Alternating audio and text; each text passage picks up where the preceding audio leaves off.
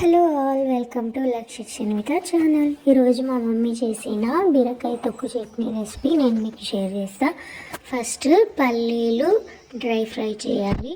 ఆ తర్వాత ఆయిల్ వేసి ఎండుమిర్చి కూడా ఫ్రై చేసుకోవాలి.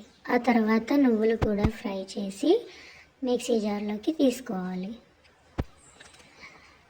ఇప్పుడు బీరకాయ తొక్కుని చిన్న చిన్న ముక్కలుగా కట్ చేసి మనం పక్కన పెట్టుకోవాలి. సో ఇప్పుడు ఈ ఆయిల్లో ఆ బీరకాయ తొక్కు ముక్కలు కూడా మనం ఫ్రై చేసుకోవాలి. ఇప్పుడు మనం ఫ్రై చేసిన ఎండుమిర్చి, నువ్వులు, పల్లీలు, దానిలో కొంచెం సాల్ట్, కొంచెం చింతపండు, వెల్లుల్లి వేసి కోర్సుగా మిక్సీ పట్టాలి.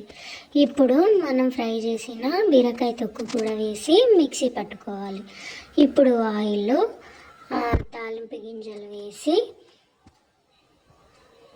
ఎండుమిర్చి, వెల్లుల్లి, కరివేపాకు ఫ్రై చేసుకొని మనం ఇందాక మిక్సీ పట్టిన చట్నీ వేసి తాలింపు పెట్టుకోవాలి.